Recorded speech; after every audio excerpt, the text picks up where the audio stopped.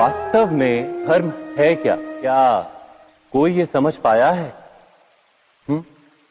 धर्म मनुष्य को दूसरे मनुष्य के साथ, समस्त सृष्टि के साथ सुख से जीने का ज्ञान देता है। यही कारण है कि किसी धर्म के स्थान पर मनुष्य को सदा ही शांति प्राप्त होती। क्या ये आपका अनुभव नहीं? अर्थात धर्म मनुष्य के सारे संघर्षों का नाश करता है। पर ये किस प्रकार संभव है कि किसी मनुष्य को किसी अन्य के साथ कोई संघर्ष ना हो? विचार करिए, जहां प्रेम होता है क्या वहां संघर्ष भी होता है? आप कहेंगे हाँ अवश्य होता है, किंतु आप थोड़ा और विचार करेंगे तो ये जान जाएंगे कि जिस समय संघर्ष होता है उस समय प्रेम का विस्मरण हो जाता है। फिर इच्छाएं जागती, अहंकार जागता है, क्रोध जागता है, पर प्रेम नहीं जागता। क्योंकि जहां प्रेम जागता है वहां सारे विवाद, सारे संघर्ष, सारे झगड़े नष्ट हो जाते।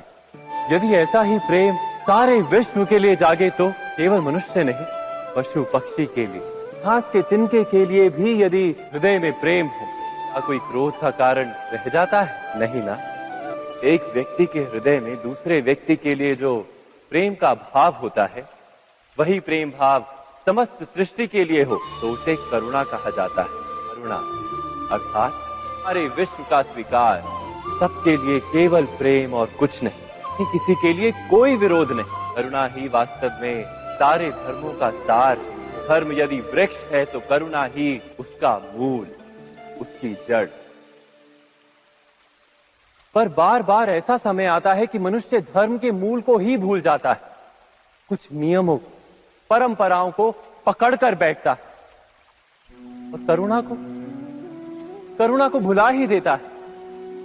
और ये जगत भर जाता है संघर्षों से, ईर्ष्याओं से, शोषण से, क्रोध से, बैर से, अर्थात अधर्म से। और तब परमात्मा को अवतार धारण करना पड़ता है मनुष्य को वास्तविक ज्ञान देने के लिए। महाभारत की ये कथा भी ऐसे ही समय की कथा है जब कुछ लोग परंपराओं को धर्म मानकर जीते थे और दूसरे अधर्म से भरे क्रोध, बैर, महत्वाकांक्षाओं के भंवर में फंसकर धर्म का नाश कर रहे थे। व्यक्ति को व्यक्ति से प्रेम तो था, किंतु समस्त विश्व के लिए प्रेम नहीं था हृदय में। जगत में करुणा नहीं। इसी कारण से मैंने अवतार धारण किया।